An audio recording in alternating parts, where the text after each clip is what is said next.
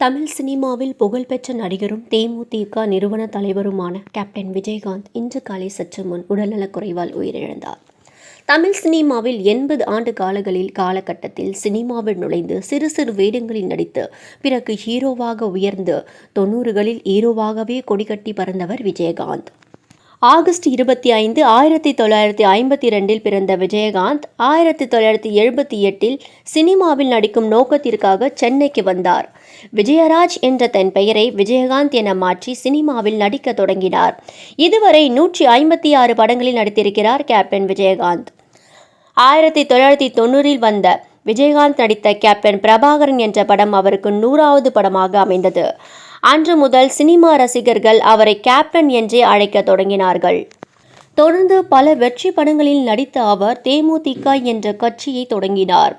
2006 சட்டமன்ற தேர்தலில் தனித்து போட்டியிட்ட அவர் குறிப்பிட்ட சதவீத வாக்குகளை பெற்றார்.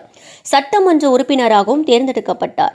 பின்பு 2011 நடந்த சட்டமன்ற தேர்தலில் அதிமுக கூட்டணியில் இடம்பெற்று தேர்தலில் அமோக வெற்றி பெற்றார். இதன் மூலமாக அவர் எதிர்க்கட்சி தலைவராகவும் தேர்ந்தெடுக்கப்பட்டார். பிறகு அரசியலில் சில சறுக்கல்கள் ஏற்பட்டு உடல்நிலை பாதிக்கப்பட்டது. பொது நிகழ்ச்சிகளிலும் கட்சி நிகழ்ச்சிகளிலும் சற்று ஒதுங்கியே நின்றார்.